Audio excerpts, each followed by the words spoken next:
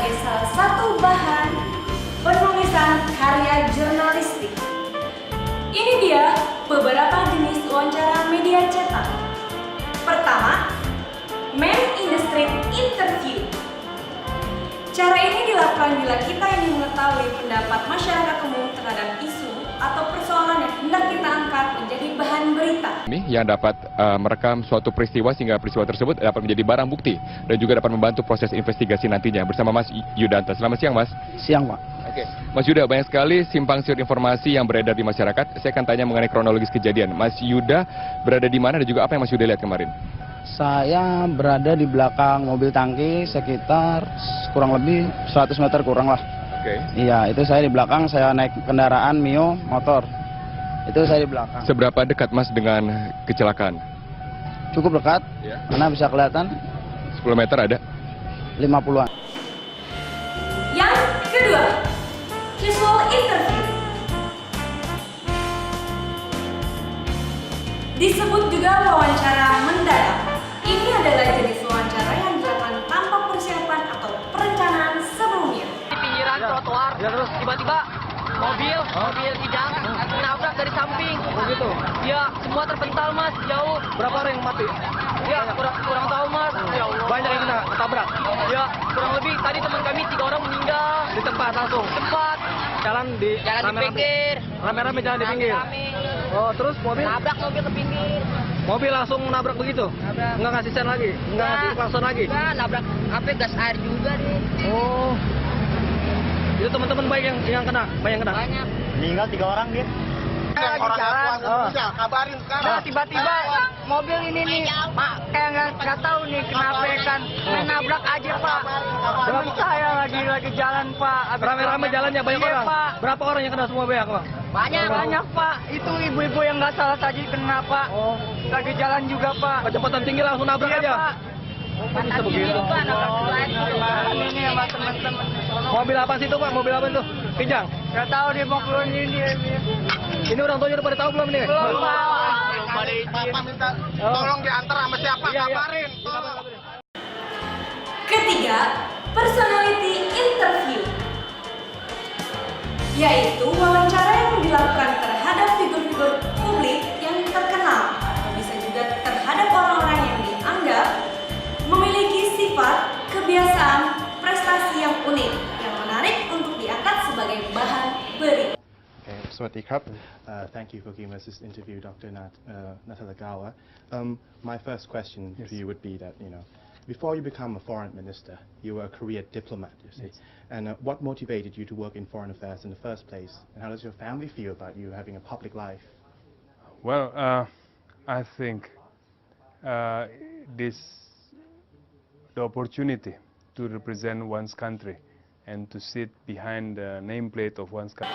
Yang terakhir, news interview adalah wawancara dalam rangka memperoleh informasi dan berita dari sumber-sumber yang mempunyai kredibilitas atau reputasi di bidangnya. Sekarang saya mau panggilkan Head of Marketing Communication dari Tango, Mbak Yuna.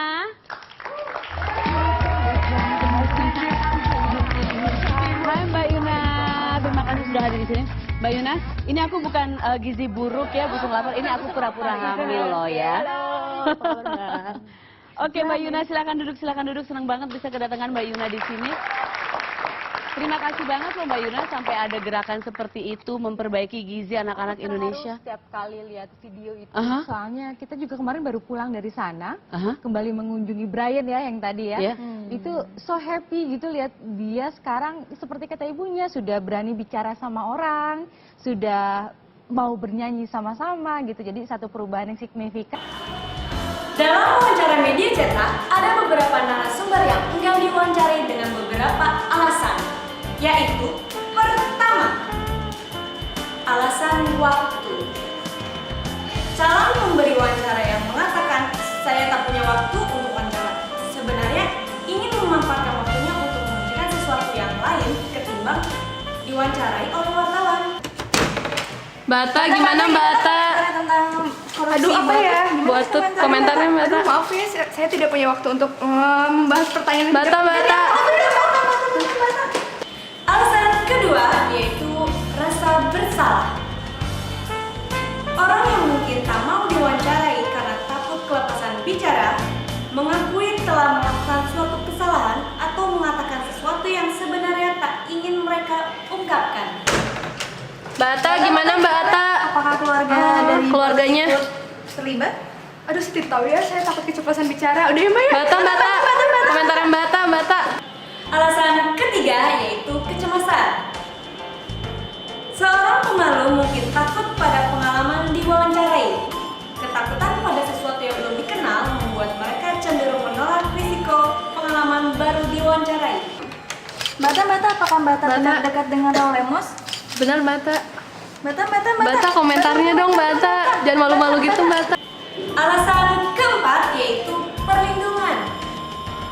Orang mungkin menolak diwawancarai karena ingin melindungi keluarga, teman, atau orang lain yang diwawancarai, atau orang lain diketahui melakukan perbuatan salah. Bata, bentar Bata, komentarnya Bata. Di sini. Bata, iya. Bata, gimana Bata tentang kasus videonya Cutiti itu? Video pornonya? Aduh, Cutiti itu kan sahabat saya. Aduh nggak mau berkomentar macam-macam. Saya minta doanya aja ya dari kalian semua ya. Makasih. Iya Bata, Tete Bata, makasih Bata. Alasan kelima yaitu ketidaktahuan. Calon pemberi wawancara bisa jadi menolak wawancara karena tak mau mengakui bahwa dia tidak tahu apa-apa atau hanya tahu sedikit sekali tentang masalah yang dijadikan fokus wawancara. Bata. Iya. Bata minta komentarnya sebentar Bata. Sini. Iya. Ini Bata tentang hubungan Ahmad Dhani sama Mulan Jamila itu gimana ya? Katanya dikasirin Bata. Aduh, saya nggak tahu, dia tanya sama orang yang terkait langsung aja ya. Oh iya Bata. Saya nggak tahu, udah saya dulu deh. Iya Bata. Makasih ya. Keenam yaitu mempermalukan. Orang mungkin menolak wawancara karena masalah yang mau dipertanyakan itu membuat dirinya merasa malu, risih, atau dianggap terlalu intim akan pribadi sifatnya. Apakah benar dalam video tersebut adalah Anda? Aduh, gimana ya sebenarnya? Saya juga menghormati ini seperti ini, tapi saya mau lebih banyak tekanan. Alasan terakhir yaitu tragedi. Orang yang baru mengalami musibah berat mungkin tidak ingin mengungkapkan masalahnya itu kepada umum. Atayani selangkut tersangka tabrakan 12 orang di Tugu Tani. Perasaan Anda gimana Mbak? Ceritakan kronologisnya ya Mbak. Aduh, pertanyaan tidak berbobot ya.